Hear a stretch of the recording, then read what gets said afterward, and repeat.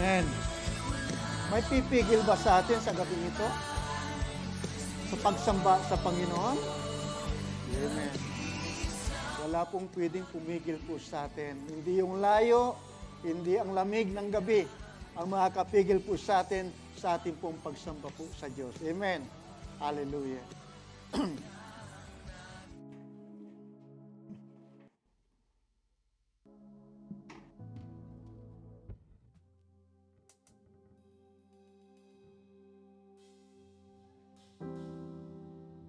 Amen. Tayo pong lahat ay tumayo. Tunay nga na tayo po ay pinagpala. Amen. Sapagkat tayo nandito upang purihin ang ating Diyos na buhay. Amen. Hallelujah! We praise you, God. We praise your holy name, O Lord. Araw-araw, Panginoon, kami magpupuri at sasamba sa iyo, Diyos. Hallelujah! We praise your holy name, O God. Thank you, Jesus.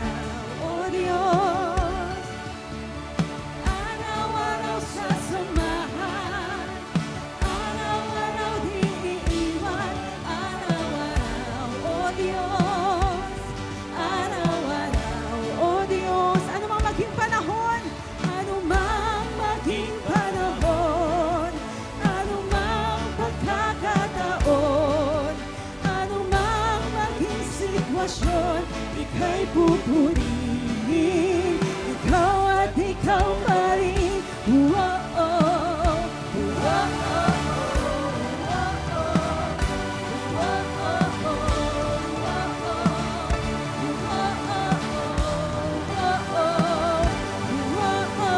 Araw-araw kasiyahan, araw-araw kagalakan, araw-araw, O Diyos, araw-araw.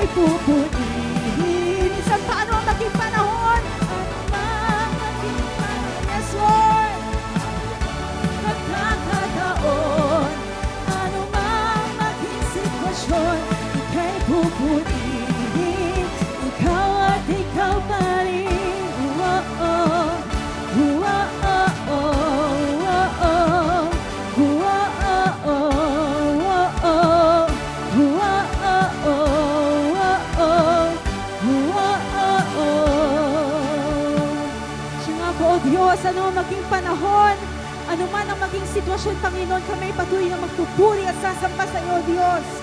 Hallelujah, Jesus. Purihin ka, Panginoon. Purihin ka, O Diyos.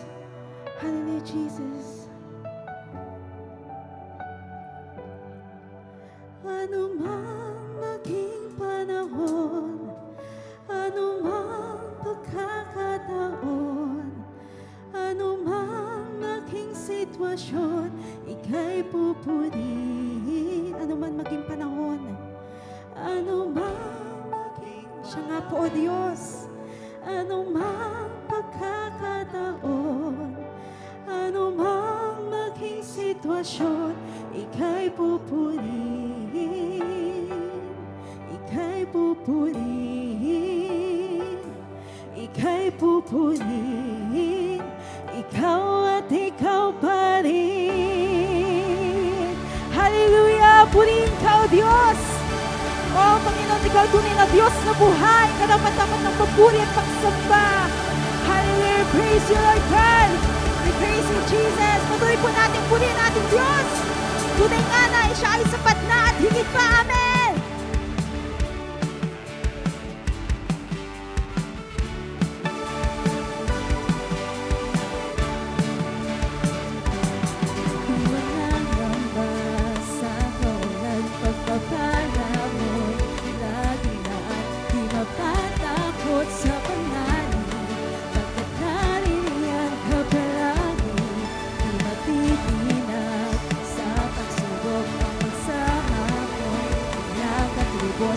Mapipigil sa pag-awit, pagkat ikaw ay mabuti, pagkat ikaw ay mabuti. Ikaw ang aking pastor, hindi magkukulang, sapat na at higit pa. Biyaya mong sagana at umaapaw, sapat na at higit pa.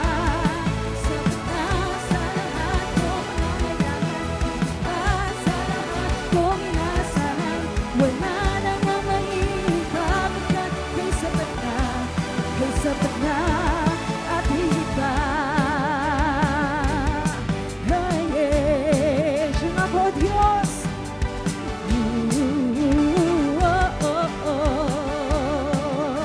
Di mangangamba sa kawalan, pagpapala mo'y nagulaan. Di matatakot sa panganib, bakit naniniyak ka palagi.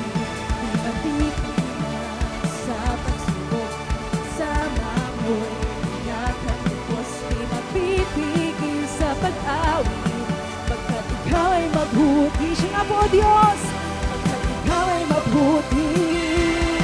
Ikaw ang aking pastor, hindi magkukulang, sapat na at higit pa. Biyaya mo sagana at umaapaw, sapat na at higit pa. Sapat na sa lahat kong kailangan, higit pa sa lahat kong inaasahan. Wala nang ang maiinig pa, pagkat ika'y sapat na, ika'y sapat na. Ikaw ang aking pastor, ikaw ang aking pastor, hindi magkukulang, sapat na at higit pa. Biyaya mo sagana at umaapaw, sapat na at higit pa. Sapat na sa lahat kong pangangailangan, higit pa sa lahat kong inaasahan. Wala nang ang maiinig pa, pagkat ika'y sapat na, ika'y sapat na. Minsan pa ikaw ang aking pastor, aking pastor, hindi magkukulang, sapat na at higit pa. Biyaya mo'y sagana at umaapaw, sapat na at higit pa. Sapat na sa lahat kong pangangailangan, higit pa sa lahat kong inaasahan. Wala nang ang maiinig pa, pagkat ika'y sapat na, ika'y sapat na. Wala nang ang maiinig pa, pagkat ika'y sapat na, ika'y sapat na. Wala nang ang maiinig pa, pagkat ika'y sapat na, ika'y sapat na at higit pa. Hallelujah! Purihin ka, Panginoon! Oh, oh,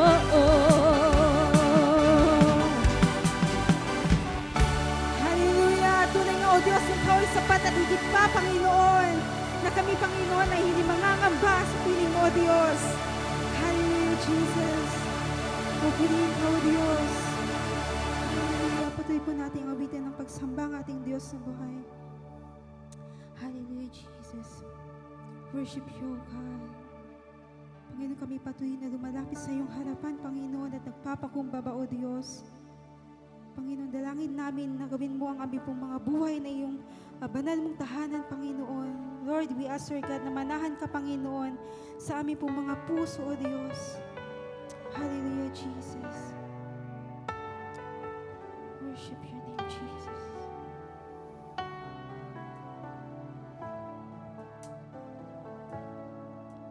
Ang puso ko'y dinudulog sa'yo, nagpapakumbaba, nagsusumamo, pag hinapatin mo, ikaw ay mamasdan, makaliikaan, sa'yo ay pumisan. Minsan ang puso ko, ang puso ko'y dinudulog sa'yo. Siya nga po, Diyos, kami nagpapakumbaba,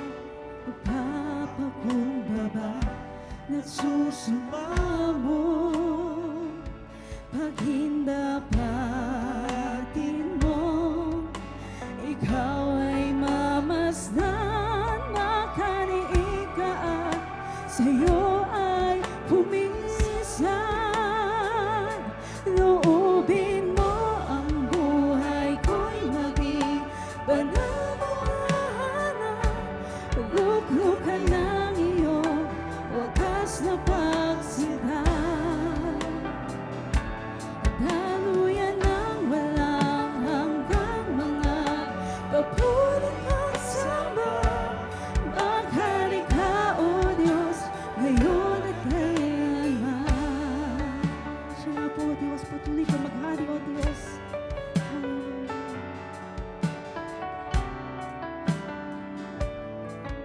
Ang puso ko'y dinudulog sa'yo. Siya nga po, O Diyos. Nagpapakumbaba, nagsusumamo, paghindapatin mo, Ama, paghindapatin mo, ikaw ay mamasdan, makaliikaan, sa'yo ay pumisan. Loobin mo ang buhay ko'y maging banal mong tahanan, luklukan ng iyong wakas na pagsinta. Daluyan ng wala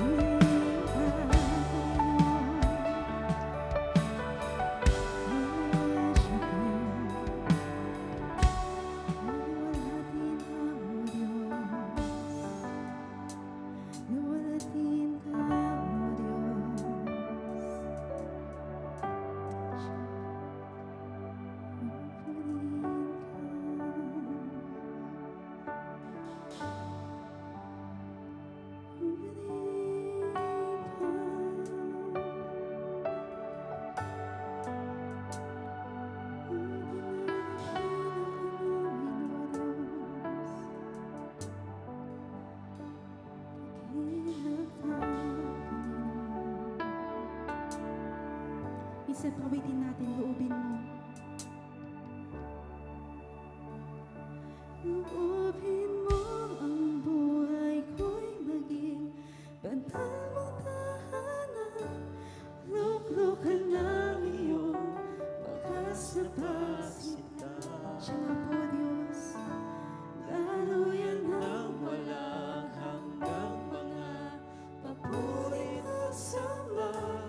Maghari ka, O Diyos, ngayon at kailanman. loobin mo Ang buhay ko'y maging banal mong tahanan. luklukan ng iyong wagas na pagsinta. Daluyan ng Walang hanggang mga papuri at pagsamba. Maghari ka, O Diyos, ngayon at kailanman. maghari ka, O Diyos, ngayon at kailanman. Maghari ka, O Diyos, ngayon at kailanman. Siya nga po, Panginoon. Patuloy ka namin niluluwalhati, Panginoon, sa aming pong kalagitnaan. Tunay nga, O Diyos, na wala kang katulad, Panginoon, na walang papantay sa iyo. Nakulang, Panginoon, alat ng salita, Panginoon, alat ng awit na ito, Panginoon, upang maihayag, Panginoon, yung pong kabutihan, Panginoon, sa aming pong mga buhay. Panginoon, karapat dapat kang purihin at sambahin, O Diyos. Hallelujah, Jesus.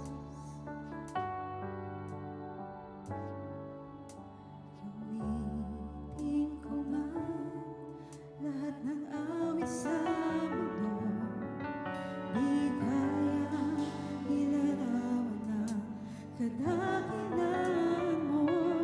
Kulang ang lahat ng tulad, kulang maging mga salita upang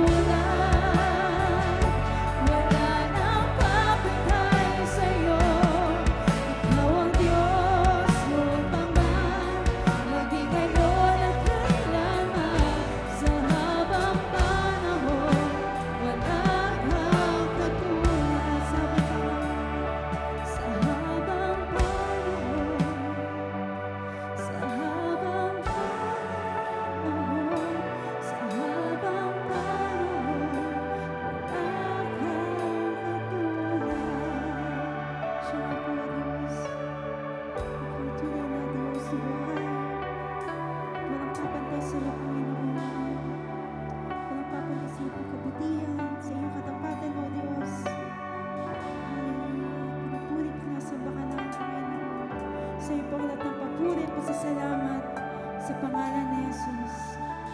Yes, Amen. Lord. Hallelujah. Jesus. Tunay po na napakabuti po sa buhay po namin. Tunay po, Panginoon, na kayo po ang Diyos noon, ngayon, at magpakailanman. At naniniwala po kami, Panginoon, na ang pagkilos mo po sa buhay po ng bawat isa sa amin, O Diyos, ay palagi po, Panginoon, na nandiyan, Panginoon. Salamat, Panginoon Diyos, sa gabing ito, na kung saan kami po ay tinipon niyo pong muli, Panginoon, para papurihan po ang iyong pong pangalan, O Diyos. Salamat po, Panginoon, sa katagumpayan, Panginoon Diyos. Salamat po, Panginoon, dahil kayo po ang nagsabi na kung mayroong 2 o 3 na nakakatipon sa inyo pong pangalan, andudun ka sa kanilang kalagitnaan. Panginoon, sa gabing ito, pinupuri ka namin, Panginoon, ang iyong pong presensya, Panginoon, ay ina-acknowledge po namin sa aming pong kalagitnaan, O Diyos. Alam po namin, Panginoon Diyos, na ang salita niyo po, Panginoon, na aming pong mapapakinggan sa gabing ito, Panginoon Diyos. Ito po, Panginoon, ay magkakaroon po ng kabuluhan sa aming pong buhay, Panginoon. Salamat po, O Diyos. Purihin po kayo sa pangalan ni Jesus. Amen. Hallelujah. Amen. Purihin po ang Panginoon. Patuloy po na ina-announce po natin ang ating pong prayer meeting every Wednesday. At sa susunod na Sunday po, wala po tayong lunch. Ang lunch time po natin ay sa 27. So, at mayroon, ina-announce po din natin ang ating pong family prayer night sa 27 po yon. So, iniimbitan po namin ang lahat na sana ay makapiling po namin kayo sa prayer night. Alam niyo po ba na sa bawat panalangin ng isang tao, ito po ay nagkakaroon po ng kasagutan. At sa bawat panalangin po natin pong binabanggit, ang Diyos po ay mayroon pong nakalaan po diyan. So, wag po nating kaligtaan ang pagdalo sa ating pong panalangin. Sabi nga, sa isang oras na paglaan mo ng panalangin sa Panginoon, masigit pa ang makakamtan mong pagpapala na ibibigay ng Diyos. So wag po natin kalimutan ang prayer meeting at ang family prayer night po sa 27 po. So purihin po ang Panginoon at patuloy po natin na bigyan ng papuri ang Diyos sa gabing ito sa pamamagitan po ng communion po.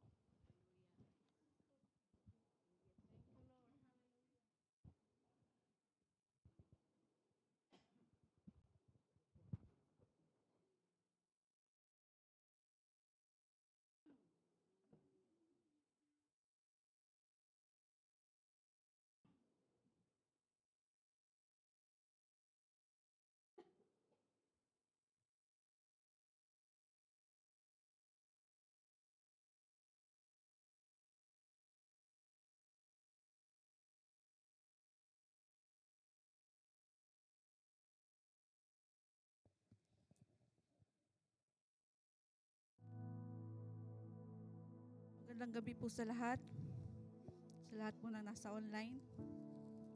God is good. All the time. God is good.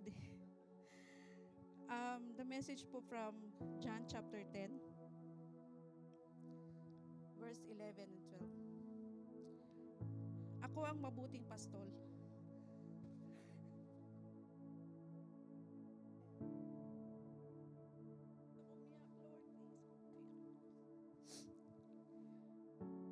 Mabuting pastol. Iniaalay ng mabuting pastol ang kanyang buhay para sa mga tupa. Ang upahan ay tumatakas kapag may tumarating na asong gubat. Iniiwan niya ang mga tupa. Palibas ay hindi siya pastol at hindi kanya ang mga ito. Inulit ito ni Jesus in verse 14. Ako nga ang mabuting pastol. Ito po isang magandang, isang paalala na puno ng, para sa akin, isang paalala siya na punong-puno siya ng pagmamahal. Sa buhay natin,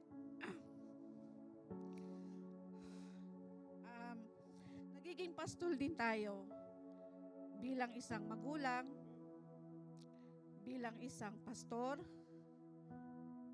leaders, youth leaders, employers. May mga itinatalaga ang Diyos sa atin. Gaya ng Panginoong Jesus, hindi siya nagbabase sa kung ano ang katigasan ng ulo natin, no? Sa sitwasyon. Kumikilo siya kung sino siya. So tayo bilang tinalagahan ng Diyos ng mga tupa, let's encourage one another na huwag tayong magbase sa weather ng buhay natin. Huwag tayong mang-iwan ng tupa. Kung tayo ay leaders, may problema tayo, meron tayong mga problemang private, yung sa sarili personal. Pero tandaan natin, ang Panginoong Jesus, nakafocus siya sa mga tupa sa atin. Kaya tayo, huwag tayong magbase sa mga problema natin sa buhay at mapabayaan natin yung mga tupa na itinalaga ng Diyos sa atin. Hindi, huwag tayong magbase sa weather ng buhay.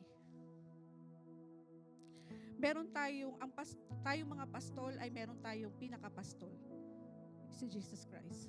Naalala ko lang yung isa sa mga preacher, si Elijah Lam. Bunga siya ng pagmamahal ng isang pastor. Pastor niya, lagi siyang kick out every Sunday sa Sunday school, bata pa siya. Pakatigas ng ulo niya. Yung pastor niya, 18 years old, yung leader niya, hindi siya, hindi siya, kumbaga, inalagaan siya, tinagaan siya nung pastor niya. Tinulungan siyang, nilagay siya doon yung ginagawa nila Pipoy. Tinuruan siya doon. Doon nag-start, dahil sa pagmamahal na yon na nakita niya, doon siya nagkaroon, nabuhay ang kanyang, sa Panginoon na, through the love. Nag-rebellion siya, binata siya, ganun na naman ginawa niya, pero meron siyang pinaka-pastor ng church, hindi pa rin siya sinukuan. Inalagaan pa rin siya, tsinagaan siya kasi nakita ng pastor na yon kung sino siya sa mata ng Diyos. So, huwag tayong mapagod kahit sa mga anak natin. Kung sino man, if you are teacher or a youth leader or pastor, kasi may pinakapastol tayo na siyang mag-guide din sa atin at siya yung magiging halimbawa natin. Dahil hindi rin naman niya tayo sinukuan. Binigay niya pa, siya mismo binigay niya na yung buhay niya. Tayo hindi naman natin kayang gawin yun eh. Hindi natin kayang mamatay sa mga yan. Tanging siya lang. Kaya He is worthy of all our praise. Siya yung Diyos na mabuti. Ibinigay niya ang kanyang buhay para sa lahat, sa kanyang mga tupa. Kaya ang ating pong aalalahanin po ngayong gabi, ang ating pong pastol, ang pastol po na napakabuti at mapagmahal. Tayo po'y magsitayo.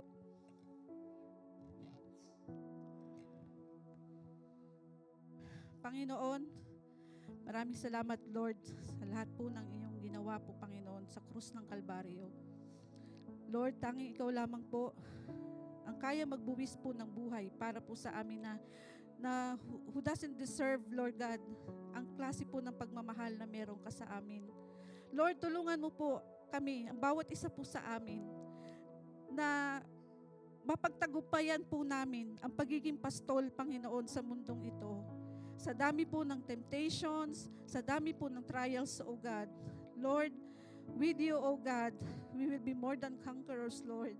At magagawa po namin ito sa kapangyarihan po ng iyong banal na Espiritu na nasa amin, Panginoon. Lord, salamat po. Ang pagmamahal po na natanggap namin sa iyo ay, Lord, mag-overflow din po sa amin at may bibigay po din namin ito sa mga tupa po na inyo pong itinalaga sa amin. Salamat, Lord. Apart from you, Lord, we are nothing, O God. Thank you, Lord. And for everything you've done, Lord, we give you all the praise and glory in Jesus' name. Amen. Let's take the bread. Thank you, Jesus.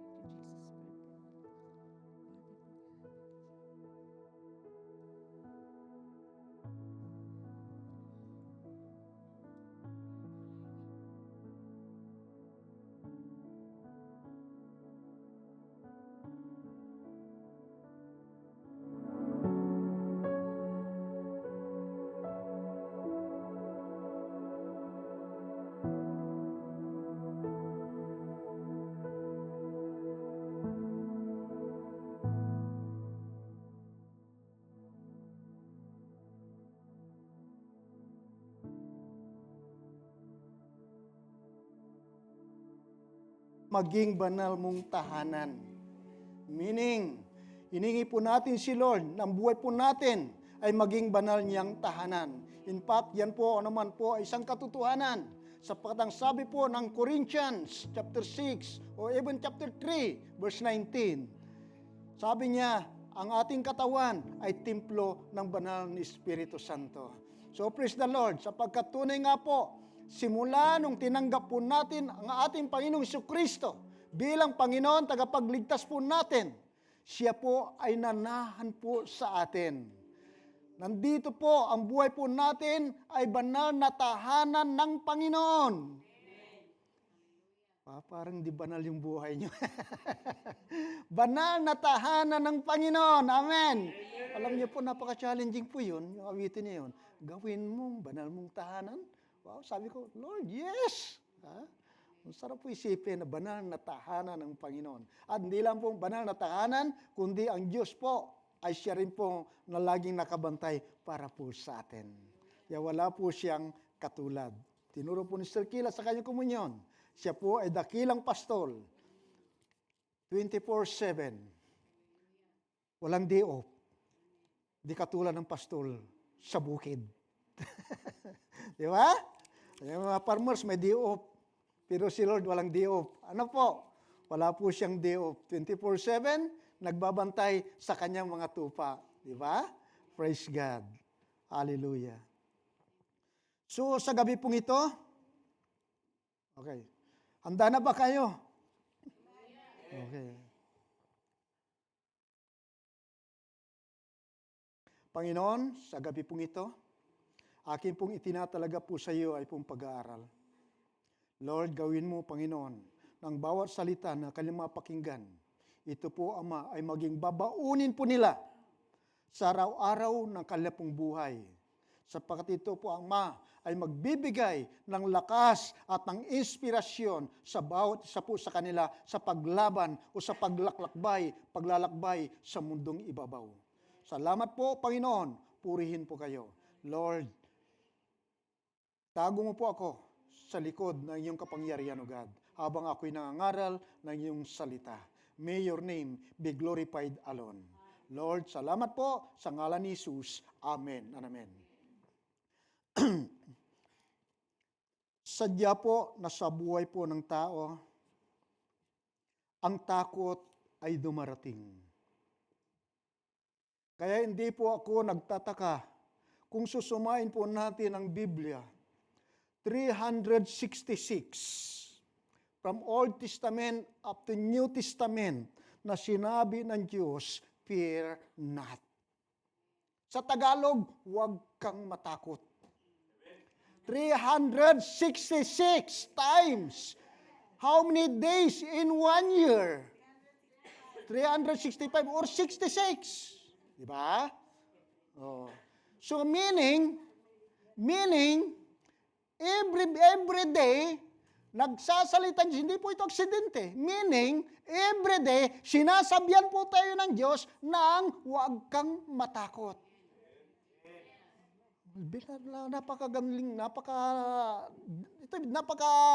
ano tong challenge o pananalita ni Lord para po sa atin, na huwag kang matakot. Alam niyo po, ang takot po ay siyang, pag ito po ay naghari ng ibabaw sa buhay po natin, means pinaparalisa ang ating pong pananampalataya sa Diyos.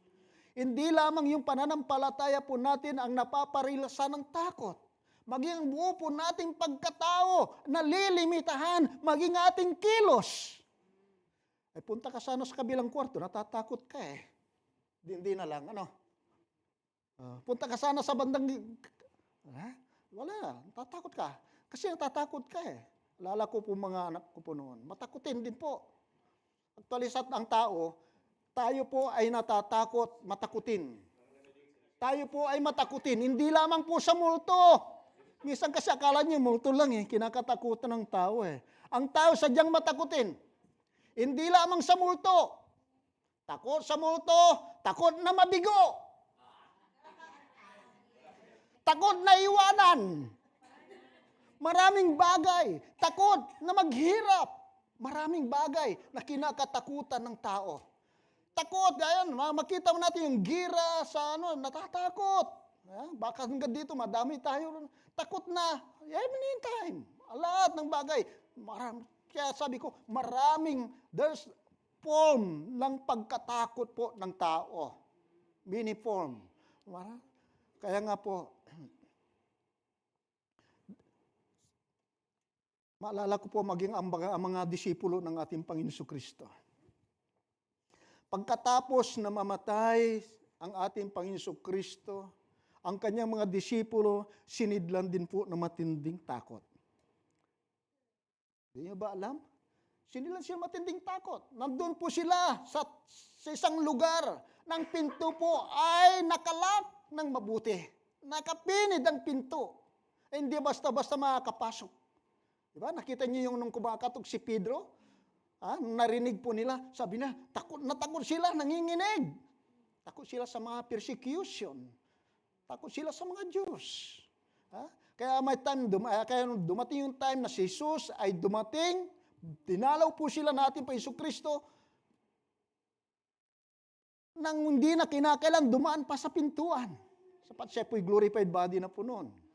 Kaya biglang dumating po doon, at in-encourage po sila to overcome their fear. Ang sabi po niya, anong winika ng ating Panginoon Kristo? Sapat sila takot na takot.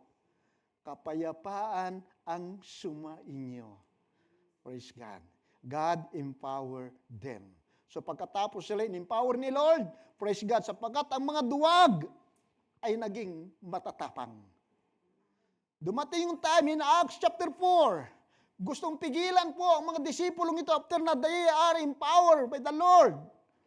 Dumating pagkakataon na gusto silang pigilan sa kanilang pangangaral. Napakatapang na po nila. Dati takot na takot. Ayaw lumabas. Pero dumating time, habang pinipigilan sila, sabi nila, sino ang dapat naming sundin? Tao o ang Diyos? Nanindigan po sila. Nanindigan po sila ng Diyos mas marapat sundin kaysa ang tao. Kaya kahit anong gawin sa kanila, kahit patayin sila, kahit pugutan sila ng ulo, kahit persecute sila, no matter what, wala akong pakialam. Dapagkat sila ay in-empower po ni Lord. Amen? Hallelujah. Kaya po sa gabing ito, ituturo ko po sa iyo, overcome your fear. Dapat na mapagnalunan po natin ang takot na bumabalot sa ating pong buhay. Hallelujah. In fact, marami ang natalo ng hindi lang sumubok. Marami ang natalo ng hindi man lang sumubok. Ano ang tumalo sa kanila? Hindi man lang sumubok. Takot ang tumalo sa kanila. Sabi nila, hindi, takot. Dahil takot sila, kaya hindi na sila sumubok. Naranasan mo na rin bang tumanggi sa isang oportunidad without even trying? Hindi mo na sinubok kasi takot ka eh. Baka mabibigo lang ako doon. Baka masasaktan lang ako. Kung ano-anong iniisip po natin. Because of fear. Because dahil sa pagkatakot. O mayroon bang taong di mo pa nakikilala ng lubos, ay inaayawan mo na dahil sa hindi magandang mga kwento sa kanya. Maldita ang babaeng yun. Lalaking yun, suplado yung lalaki yun. Inaayawan mo na dahil sa mga naririnig mong kwento. Because of fear. Dahil sa takot. Sabi nila, inayawan na. Kasi sabi nila kung hindi ka marunong sumalo ng kaldero, ay wag na. Kalderong lumilapad, ay wag na. Natakot. So, ito po, ang takot ay malaki ang nawawala sa atin kapag tayo po ay matakutin. So, mahirap mapangunahan ng takot. Marami ang nawawala sa atin, umawawala sa atin. Ganon din ang nangyari sa makasama ni Caleb, who knows Caleb and Joshua in the Bible. Yun po ang ating pag-aaralan po sa gabing ito. Sino po nakakakilala kay Caleb sa kay Joshua sa Bible? Okay po, salamat po. So yun po, pag-aaralan po natin.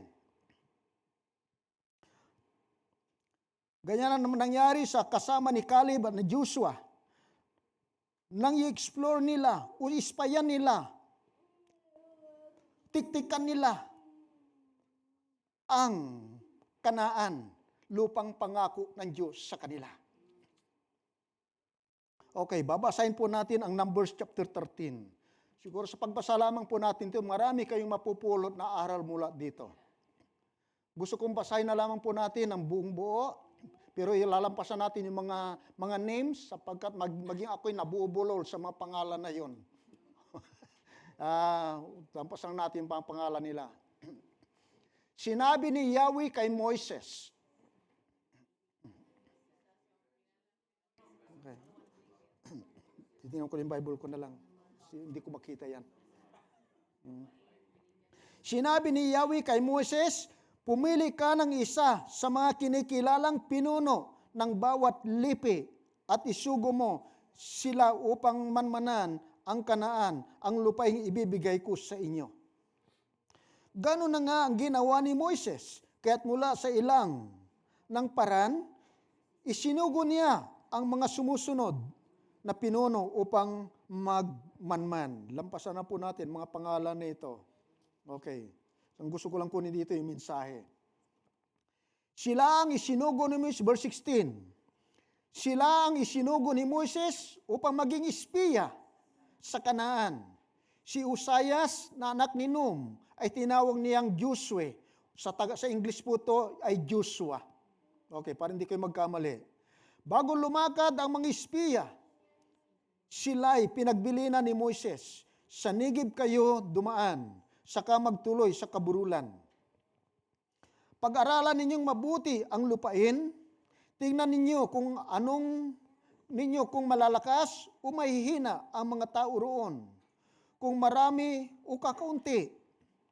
Tingnan ninyo kung mainam o hindi ang lupa. At kung may matibay na muog o wala ang mga bayang tinitirahan ng mga taga-roon. Tingnan din ninyo kung mataba ang mga bukirin doon o hindi. At kung maraming punong kahoy o wala. Lakasan ninyo ang iyong loob at pagbalik ninyo, magdala kayo ng ilang bungang kahoy mula roon. Noon ay panahon ng pagkahinog ng ubas.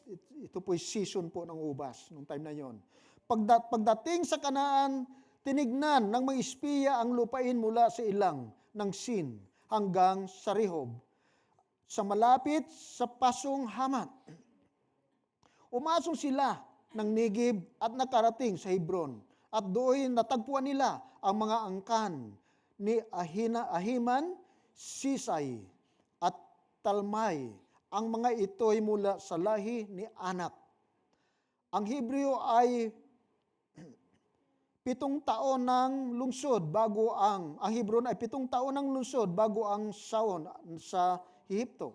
Pagdating nila sa kapatagan ng Iskol, kumuha sila ng isang buwing ng ubas. Tignan niyo po 'to, at pinasan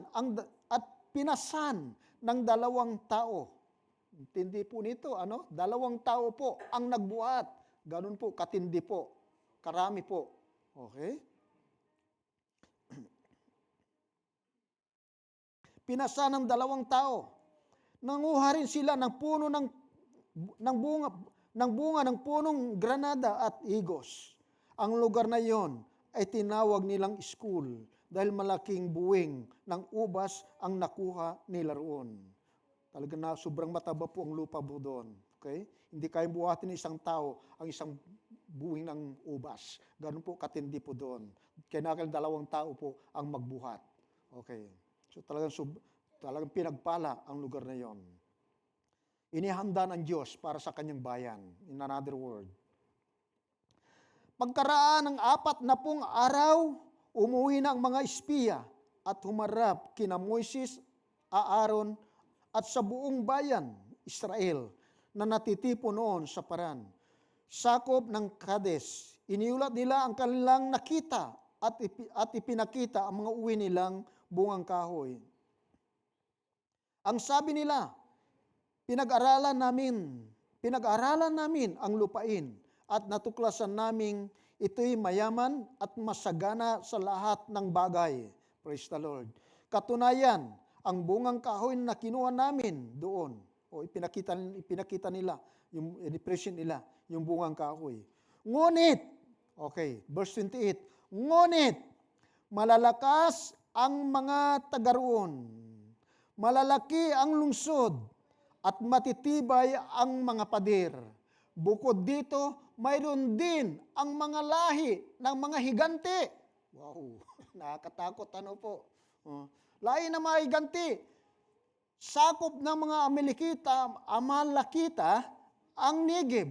Ang kaburulan ay tinitirahan naman ng mga Hitiyo, Jebusiyo at Amoriyo. Mga Kananiyo naman ang nasa baybay dagat at sa tabi ng ilog Jordan. Verse 30, subalit, habang ito po, takot na po yung mga tao po dito, habang inuulat po nila yung mga nakita po ng ilan kasama ni Caleb at saka ni Joshua. Tumayo po si Caleb. Subalit, pinatahimik ni Caleb ang mga taong bayan na nagrereklamo na noon kay Moses, sinabi ni Caleb, hindi tayo dapat mag-aksaya ng panahon. Lusobin na natin sila sapagkat kaya natin silang gapiin. Matapang at tao. Atapang at tao. Ngunit sumagot ang ibang espiya kasama niya, espiyang kasama niya, hindi natin sila kaya sapagkat mas malalakas sila kaysa atin. Grabe naman to. Hindi maganda ang kanilang ulat tungkol sa lupain, pinasiyasat sa kanila. Ito ang sinabi nila, malalaking tao ang nakatira doon. At sinumang magtangkang sumakop sa kanila ay lalamunin nila. Kita namin doon ang mga higante. Sila'y mula sa lahi ni Anak. Mga tipaklong lamang kami kung ihambing sa kanila. Sobrang takot po ang naranasan po ng mga taong ito. Okay, babalikan ko muna po bago po i-deliver po yung word. Ang 12 pong ito na sinugo po ng Diyos mula sa 12 lahi. Mula sa 12 lahi ni Israel. Okay? 12 tribes of Job. So makita po natin na ito po ay mga piling mga lalaki. 12, isa sa bawat lipi. So 12, kung susurin po natin to, 12 out. Pinili po ang 12 out of, sino nakakalam po noon? Ha? Sino nakakalam noon? Maricol po alam nyo, may chocolate makakalam. Oo. Yung 12 tribes, ilan ang bilang po ng mga 12 tribes na yun na inilabas ni Moises? 600,000 mahigit. 600,000 mahigit. Pumili si Moises ng 12 mula sa 612 na mahigit. Na inaakala niya, ito po mga matatapang at tao. Pero mula sa 12, dadalawa lang ang nagbigay po ng positibong pananaw ng mayroon pong pananampalataya sa Diyos na buhay. Diba? At nang masakla po doon, dahil po sa ulat po ng 10, dahil sa tinakot nila ang bayan po ay nagdusa ng dahil po sa kanila. Pinarusahan po sila ng Diyos. Kaya po makikita po natin, dadalawa lang po ang nakapasok doon sa lupang pangako noong panahon nila. In fact, marami naman po nakapasok, pero yung mga pumasok po doon, yun po mga isinilang habang sila ay naglalakbay doon sa ilang. sapagkat sila ay naglakbay ng 40 years. Instead na 40 days, nilakbay po nila ng 40 years dahil po sa katigasan ng kanilang ulo. Paikot-ikot na silang paikot-ikot. Lagi silang nawawala. Okay. Kaya maraming isinilang po. Doon sa ilang, sila po yung mga nakapasok, nakasama po ni Joshua at saka ni Caleb. So now, titingnan po natin dito how overcome our fear. Paano po natin malalampasan o mapagtatagumpayan ang takot na madalas ay kumakatok po sa atin. Unang-una, nais kong gawing unang puntos ay yung pag-alam sa salita ng Diyos.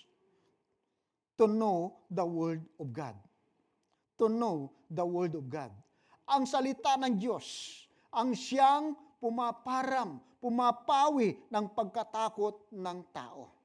Kaya ito po'y napaka-importante po sa atin. Ng salita ng Diyos ay ito po ay seryosuin po natin at paniwalaan po natin. Sapat ito po ang unang-una na pumapawi ng takot ng tao. Tulad po ni Caleb, I believe, na Caleb knew, si Caleb po alam niya ang salita ng Diyos at ang promesa ng Diyos. Pinakinggan niyang mabuti ang mga pahayag ng Diyos sa pamagitan ni Moises. Pinakinggan niyang mabuti. Pinanampalatayanan niya ang salita ng Diyos. Nang sabi po ng Diyos kay Moises, ibibigay ko sa inyo ang lupain na yun. So, pinahawakan niya ang salitang ipinangako ng Diyos ang lupain na yon. So sabi niya, maaaring sabi niya, kung ibibigay sa amin ang lupain na yon, no matter what, kahit anong problema, kahit malaking higante, walang problema, sapat na may nagsalita. May nangako. Diba? So yun po ang pinanghawakan po ni Caleb sa ni Joshua. Kaya po, tingnan po natin ang kanyang payag. Napaka-confidence at very powerful pa. Napaka-confidence at ng bumbo yung loob po niya. Huwag na tayong mag-aksaya ng panahon. Di ba? Huwag na tayong mag-aksaya ng panahon. Tayo na. Excited.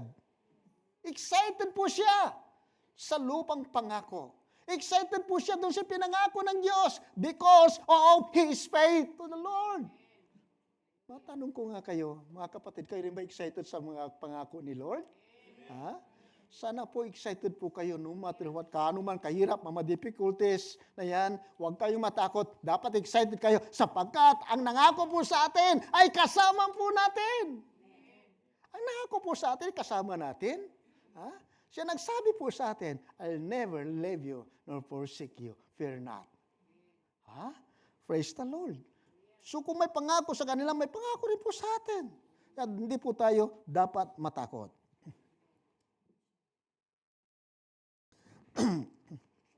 Let's go at sakupin na natin. Tayo na. Sakupin na po natin. Ang tapang. Ang tapang po. Hallelujah. Hindi po siya takot dahil kasama niya ang Diyos.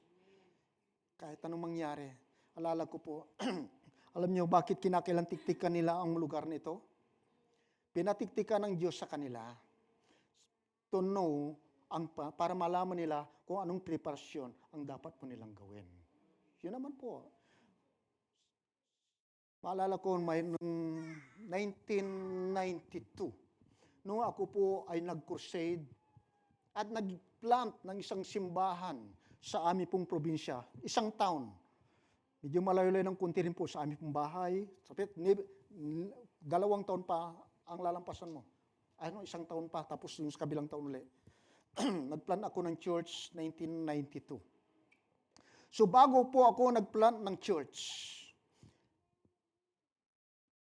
pumunta ako sa bayan na yon. Naglakad-lakad mula sa plaza hanggang sa mga bayan, mga barangay, sa mga barangay niya, naglibot-libot po ako. Habang naglalakad ako, Lord, show unto me. Lord, ipakita mo sa akin yung pong pinaka-powerful na espiritong mayroon dito. Ipakita mo sa akin, iparamdam mo sa akin. so that para malaman ko kung anong paghahanda ang dapat kong gawin. Yun po ang hinihingi ko po sa Panginoon. I praise God. Sapagkat ipinakita nga sa akin ng Diyos kung gaano talaga katapong yung mga lugar na yun. Talagang mayroon yung violent spirit ang mayroon doon. Violent spirit. At mayroon kasamang lust. So sabi ko, Lord, parang nakakatakot. Pero nag-pray ako, nagpasa ko. Sabi ng Lord sa akin, go. Go. So humayo po ako. Pinag-pray ko, nung dumating ang araw ng crusade, ako excited. 1992.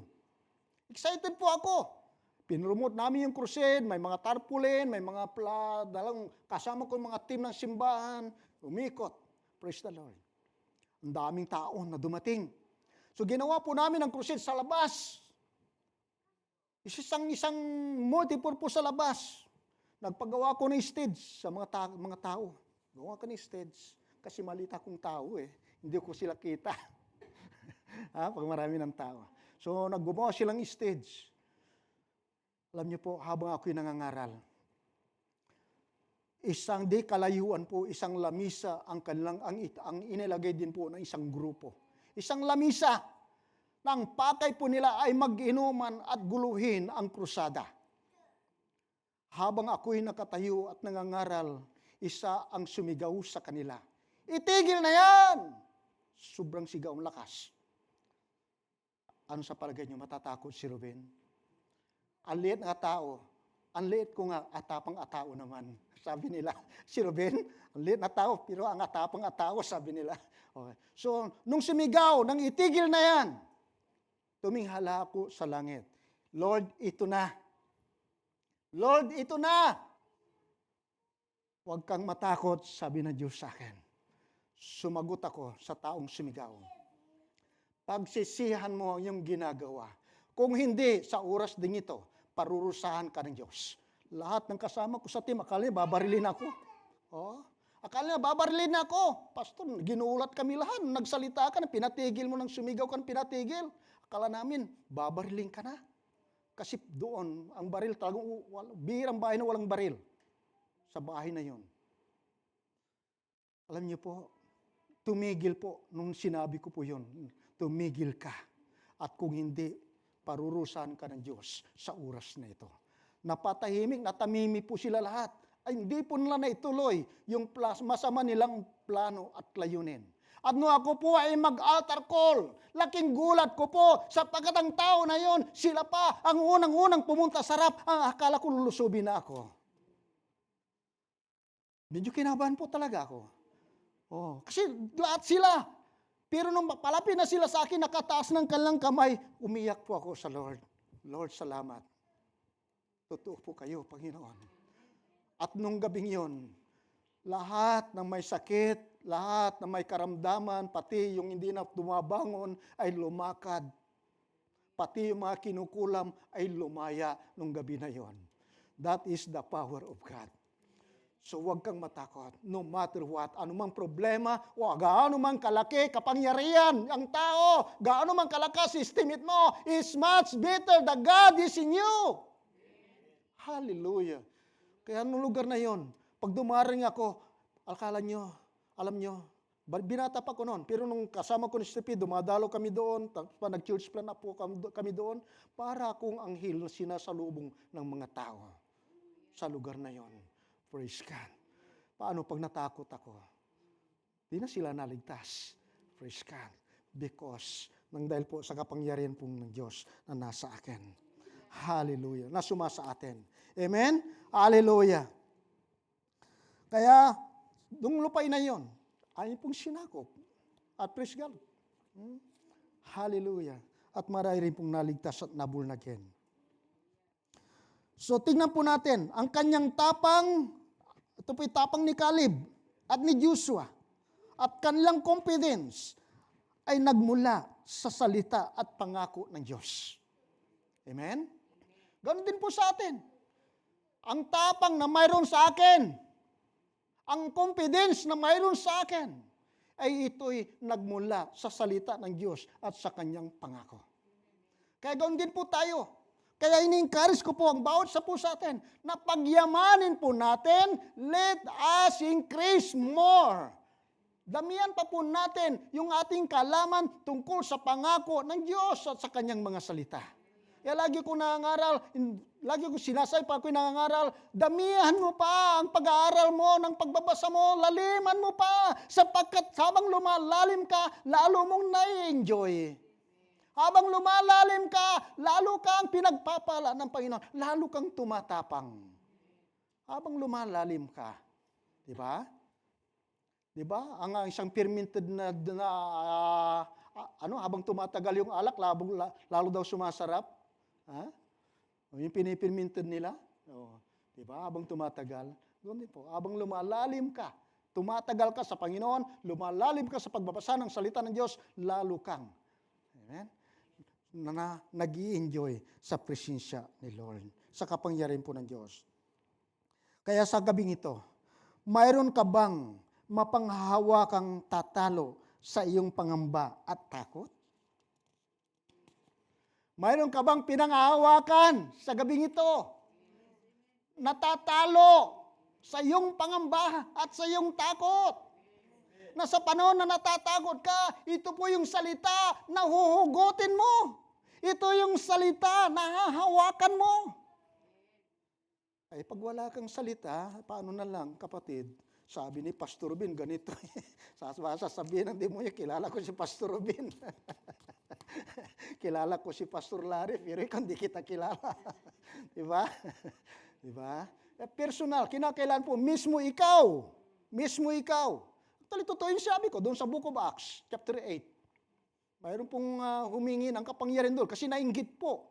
Yung mga gumagawa ng may isang tao po doon na nainggit sa kapangyarihan, nakita niya kay Pedro, kay Silas, ay Paul and Silas.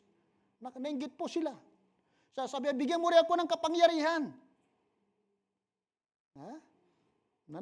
Nananalangin ng kapangyarihan, sinunggaban po siya ng masamang espiritu at sinaktan pa. Sabi ng masamang espiritu, kilala ko si Paul, kilala ko si Silas, pero ikaw, di kita kilala at pinagsasaktan pa. Diba?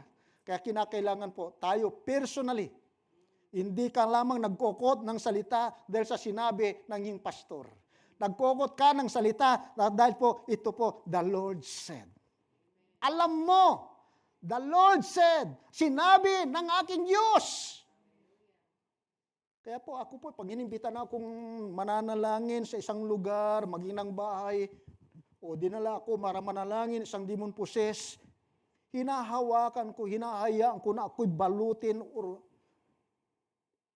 ng salita ng yung cover ng salita at lahat ng pangako ng Panginoon. Kaya po kapag ako'y nagkasahot, naniniwala ako na magkakanda. Ha? Talagang tatakbo yan, kung saan tatakbo yan. Ha? Sapat gamit ko po ang salita ni Lord. Hindi ko gamit. Hindi ko gamit ang aking salita. Gamit ko ang salita ng Diyos. Sapat ang sabi ng Lord. Kala mo. Ay sabi niya, sinusugo kita, pinapahayo kita upang ipangaral ang aking salita at magpalayas ng masamang espiritu. Saan yun? Sa may Luke chapter 10. Pahatong mo yung kamay, gagaling ang mga may sakit. Kinukot ko, alam ko.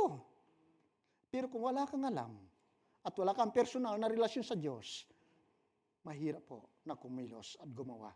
Kaya po, hamon ko po sa inyo. Kaya ang tanong ko po sa gabi ito, mayroon ka bang salita o mayroon bang salita na tatalo sa iyong pangamba at takot pag dumating?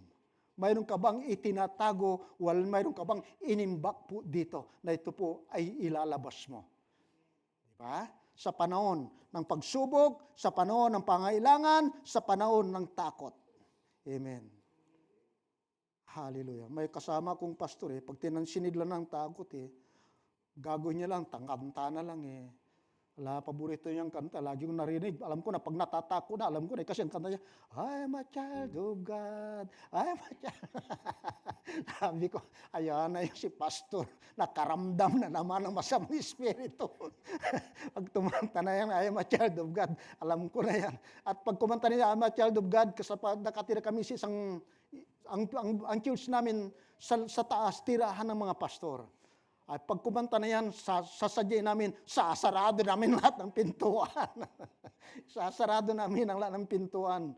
Lagi gustong-gusto namin siyang lukuhin, sapat matakutin. Amen. Pero sa atin po, bilang mga anak ng Diyos, wala na pong puwang ang pagkatakot sapagkat ang Diyos ay nasa atin. Amen? Hallelujah. So God's truth will help us to overcome our fear. O ang salita ng Diyos, ang katotohanan ng kanyang salita, ang siyang tutulong po sa atin upang mapagtagumpayan po natin ang lahat ng pangamba o at ang lahat ng takot, lahat ng alalahanin. Only God's truth. Only God's truth. Makapangyarihan po ito. There is a power sa salita ni Lord. Hindi nyo ba alam? Ito rin ginamit ni Lord. Nung siya po'y nakipag-battle sa enemy in Matthew chapter 4. Ganun ginamit niya. It is written. Kaya gato rin po ang gamit po natin. The Word of God is alive. Sabi po ng Psalm 27, the Word of the Lord, the Word of the Lord, the Word of God is my light. Okay. Alam niya yung kanyang posisyon. Kinumpis niya.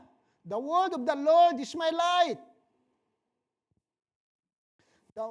He is my salvation. Kanino ako dapat matakot? Alala ko po ang aking pong anak.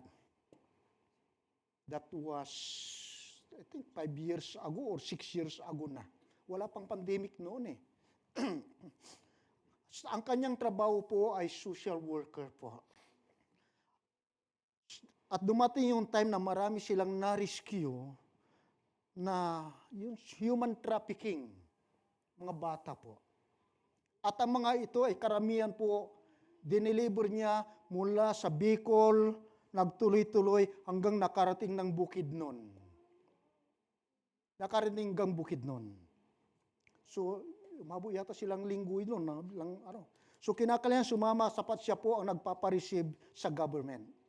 Nung kadulo-dulo ng dulo sila sa Bukidnon, mayroong ipinigay na kumudin sa kanila at doon siya natulog.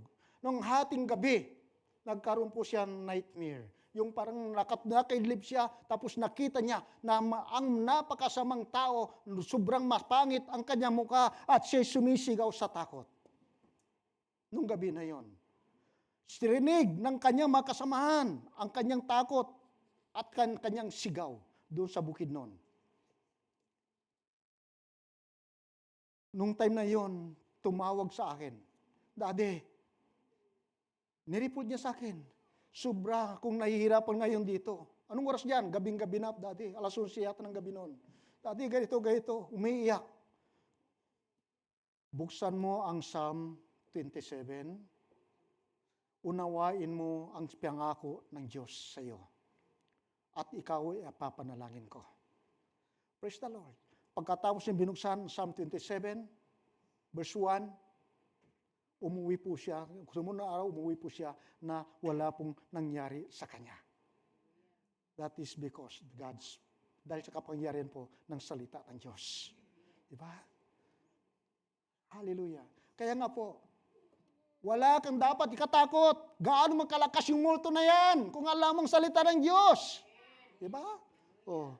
Gumiyak po siya ng hating gabi. Daddy, ganito. Natakot talaga ako. Hindi ko alam kung ano mangyayari sa akin dito. Sumunod na araw kininto kay Brother Pinlando. Brad, yung lugar na yun, di maganda yung lugar na yun, na tinirahan mo ng anak mo. Sana sinabi mo lang, pinasundo ko na siya kay Samuel. Ano anak na? Yung panganay anak ni Fernando, pinasundo ko na lang kay sa anak na, doon na siya tumuloy sa amin. Hindi maganda yung lugar na kanyang tinuloyan talaga. Kung tawagin po ay puno, maraming masamang espiritu daw sa lugar na yon, yung kanyang natuluyan. Pero wala namang nangyari because of God's power. Wala namang masamang nangyari because of God's power. Amen? Kaya yun po, kapag hawak mo ang salita ng Diyos, alam mo yung posisyon mo, no matter what. Gaano man kalalaki, gaano man sila karami, magsama-sama na sila. Ha? Magsama-sama na sila, hindi ka kayang talunin sapagkat ikaw ay anak ng Diyos. Anong sabi ng salita ng Diyos? Higit na makapangyarihan ang espiritong nasa sayo kaysa espiritong nasa mundong ito.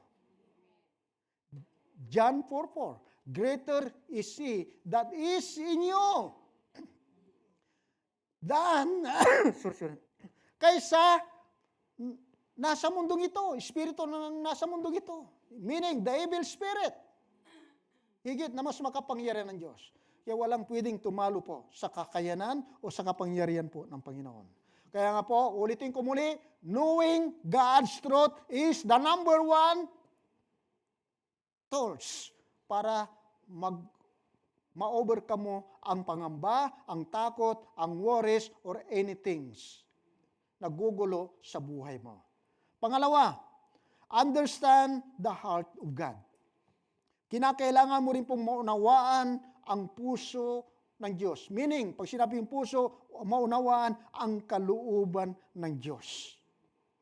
Maraming bagay na nagaganap po sa buhay po natin na madalas halos hindi po natin maintindihan. Lord, bakit? Ang tagal ko na siya pinapanalangin, pero bakit siya nawala? Lord, pinagpastingan ko naman. Lord, bakit ganito? Lord, ganyan. Daming bagay, hindi po natin maintindihan na nagaganap. Pero ang pinakamaganda po dito po ay understand the heart of God. Unawain mo kung ano ang kalooban ng Diyos sa buhay mo. Dahil po, alam ng Diyos what is the best for us. Minsan kasi nanalangin po tayo ng isang bagay na hindi naman talaga para po sa atin. Kaya pag nanalangin ka ng isang bagay na hindi naman para sa iyo, tumigil ka na. Pero pag alam mo naman na you are, your life, your life, at alam mo, yung puso ng Diyos, ay kinakailangan mo naman pong magtiyaga. There's a time din po na kinakailangan din po natin, ng magtiyaga. Maging patient din po tayo. So, understanding the heart of God. Psalm chapter 18, verse 30. One of my favorite verse. 18, verse 30. Tingnan po nyo. Ang Psalm 18, verse 30. Ang sabi po ng Psalm 18, verse 30,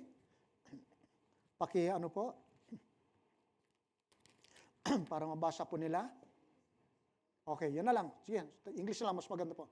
As for God, His ways, sabi po? His ways is perfect. Kaya po kinakalamin mo ang kalooban ng Diyos. His ways is perfect. The word of the Lord is flawless. He is a shield for all who take refuge in Him. Wow. Kaya po kinakailan talaga alam mo So pag alam mo yung puso ng Diyos, hindi ka po mawawala. Hindi ka po mawawala. Amen? At higit sa lahat, kasama rin po ng pamumuhay sang-ayon sa kalooban. Huwag kang liliko sa kanan o sa kaliwa. Straightforward kay God. Amen? Straightforward. Huwag kang liliko sa kanan o sa kaliwa. Diretso ka lamang po kung ano ang sinasabi ng salita ng Diyos. Huwag kang liliko sa kanan o sa kaliwa. Okay. Pangatlo, bibilisan ko na. Try and step out in faith. Subukan mo, humagbang ka ng may pananampalataya. Umabanti ka lang mayroon pong pananampalataya. Tulad po ng ginawa ni Caleb. Si Caleb po, sabi niya, hindi na po tayo dapat, hindi na tayo mag-aaksaya ng panahon. Ang kanyang salita is a word of salitang mayroon pong pananampalataya and confidence sa pangako ni Lord. Huwag na tayo mag-aksaya ng panahon, tayo na! Wow! Sapat, ganun din po tayo. Huwag na lang tayong aaksayang pang panahon, straightforward going tungo sa pangako ng Panginoon sa atin. Okay. Umagbang ka ng may pananampalataya. Saka mo lang malalaman na wala palang dahilan para matakot. Umagbang po tayo ng may pananampalataya. Doon mo malalaman na wala ka palang dapat ikatakot. Dahilan para matakot. Alam niyo ang problema po, kasi sabi ko by faith, ang tao po lagi nakatingin. Ang tao po lagi nakatingin. Mas nakatingin doon sa mga bagay na dapat niya ikatakot, sa kakulangan. Gagawin ko example po sa inyo. Familiar ba kayo nung si Jesus Christ gumawa o nagpakain ng 5,000? Diba? Si Jesus, pinakain niya ang 5,000. Nung gabing yon, gumagabi na, sabihin po ng mga apostol, pauwi na natin sila para makakain sila sapat gumagabi na. Sabi ni Jesus, kayo ang magpakain. Sabi po naman po ng isang apostol o isang disipulo, Guro, saan tayo kukuha ng ipapakain sa mga taong ito? Napakarami nila, kahit syuldo ng isang tao, sa isang taon yata, sabi noon. Hindi pa sasapat para makain ng kunti ang bawat isa. Ganun karami po. Mapakarami po. 5,000. Kasi yung binilang doon, kalalakihan lang kasi. 5,000 kalalakihan. Kung i-times 2 mo yun, 10,000. Malami talaga yun. O kung times 3 mo pa, ay di 15,000 yun. So marami-rami po yun. Pero si Andre po, nakita niya po ang isang bata na may dalang, ilang dala? 5 isda at 2 tinapay. Panginoon, mayroong isang bata rito na may dalang 5 isda, 2 tinapay. Pero, anong sabi niya? Pero, sasapat ba ba to, Guro? Tinignan niya ang kakulangan. Hindi nakalimutan niyang tignan ang potensyal, ang pwedeng gawin ng Diyos. Panginoon, di sapat tong 2. Tulad natin, lagi tayong nakatingin doon sa kakulangan. Nakalimutan na po natin tignan ang pwedeng gawin ng Diyos mula sa 2. Ha? Mula sa 2, nakakalimutan mo. Doon, mula sa kaunti, nakakalimutan natin na kaya palang i-multiply ng Diyos yung kaunti na yan kapag binigay mo sa Diyos. Kaya tingnan po natin, pagkatapos pong ibinigay kay Jesus, yung tinapay at ang isda,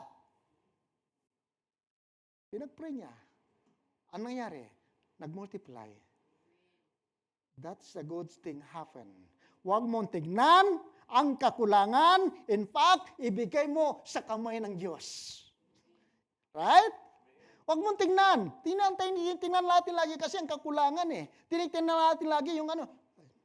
Pag tinignan mo yun, talagang paparelasa ka. Kami dalawang stirpe, ilang buwan na wala kaming trabaho. Pero hanggang ngayon, di naman kayo nagkukulang. Sapat hindi ko tinitingnan yung kakulangan. Ang tinitingnan ko, ang provision ng Diyos. Ay problema na ng Diyos yun. Kung hindi ako pakainin, di ko na problema yun. Ha? Di ko na problema yun. Dinala niya ako dito eh. Di ba?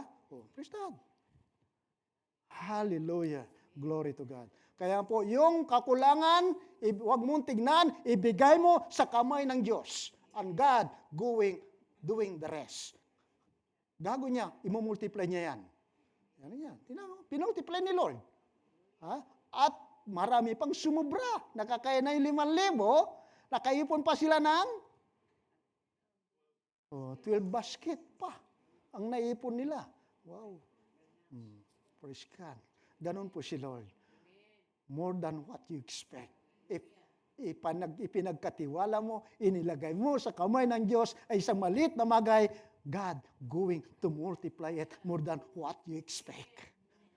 That is our God. Amen. Praise God. Hallelujah. Tulad din po ng mga 12 tik-tik espiya na ito. Ano nakita ng 10,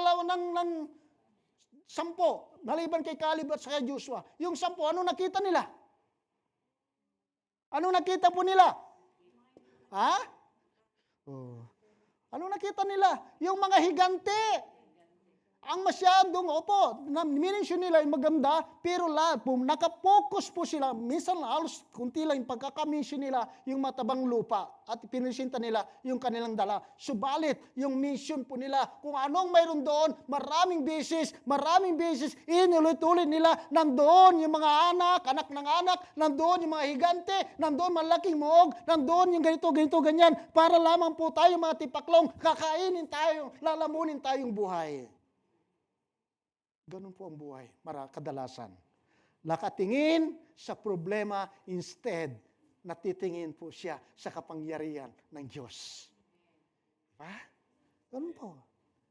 Kaya po, nangyari po, ang masaklap po doon, naparalisa ang pananampalataya nila at nagdamay pa sila.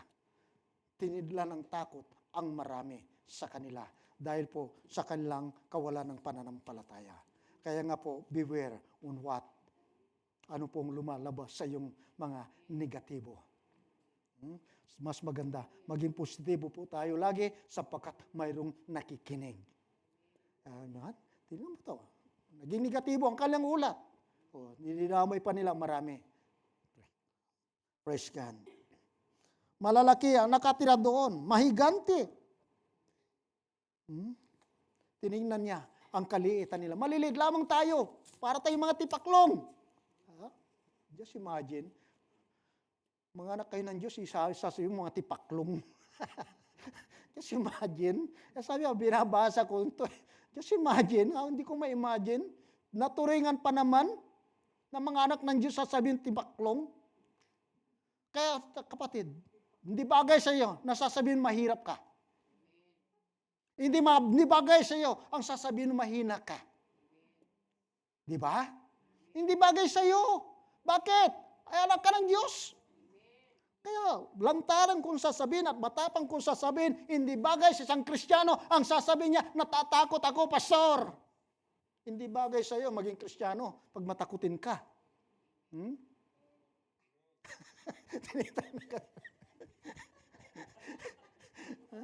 Hindi bagay sa iyo, sasabihin mahirap ka. Sa patang Diyos, hindi mahirap. Hindi bagay sa iyo magsalita ng mga bagay na negatibo. Sa patang Diyos ay Diyos ng positibo sa lahat ng bagay. Ang sabi niya, mayroon bang mahirap para sa akin? Walang mahirap para sa Diyos. All things possible. Hallelujah. Praise God. So there is fear. So ang mga iba po ay nanghina dahil po sa ulat po ng mga iba. Fear overcome them. Ang takot ang siyang nangibabaw sa kanila pong mga buhay. So sa gabing ito, okay, ito na, huli na. Sa gabing ito, baunin mo sa iyong pag-uwi ang salita ng Diyos na sinasabi niya ng 366 times na huwag kang matakot. Huwag kang matakot. Baunin mo sa iyong pag-uwi. Ang sabi ng Joshua chapter 1 verse 9, do not fear or do not be afraid. Do not be discouraged, for the Lord your God will be with you wherever you go. Napakaliwanag po. Kaya sa gabing ito, baunin mo ang pangako ng Diyos sa iyo na hindi ka dapat matakot, hindi ka dapat mangamba, anumang mangyayari, anumang pwede mangyari sa mundong ibabaw, wala kang dapat ikatakot sapagkat ang pangalan mo ay nakasulat po sa palad ng Panginoon. Hindi ka mawawala. Tayong lahat po ay tumayo.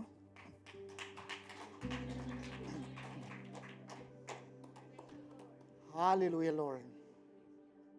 Panginoon, salamat po sa isang paalala mo po sa amin na wala po kaming dapat ikatakot sapagkat ang Diyos na aming sinasampalatayanan ay isang Diyos na makapangyarihan sa lahat. Magagawa niya ang lahat ng bagay at walang mahirap para sa Kanya. So Lord, sa gabi pong ito, ang aming pangamba, ang aming pagkatakot, ay palitan mo, Panginoon, ng tapang at ng tiwala sa iyong salita. Salamat po, Panginoon, sa buhay ang iyong salita. Sa pamagitan ng iyong salita, Panginoon, magtatagumpay po kami sa aming pong lakbayin ugad. Hallelujah. Salamat po sa kapangyarihan po na iyong salita. Purihin po kayo. Kaya Panginoon, sa gabing ito, minsan pang muli, ayon pong itinatagubilin sa iyo ay pong buhay. Patuloy kang manaan po sa amin at patuloy mo kaming sasamahan. Salamat po, purihin po kayo. Sa ngalan ni Jesus. Amen. Amen. Okay, lasong po tayo. Tapusan tayo.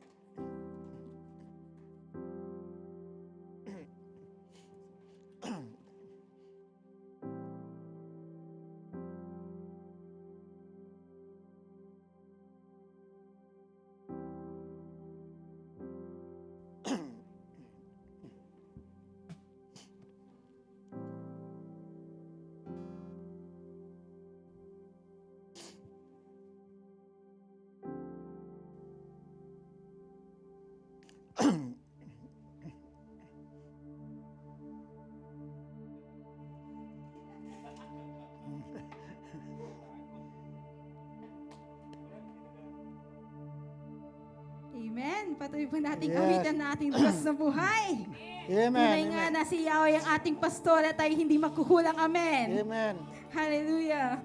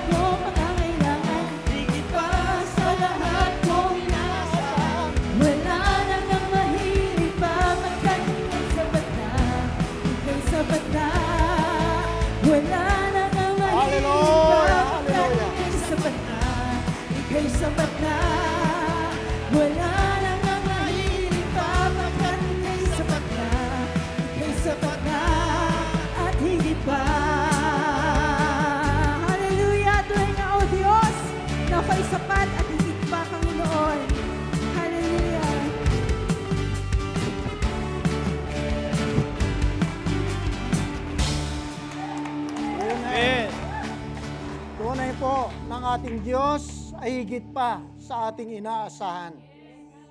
He is more than everything. Hallelujah. And what we expect.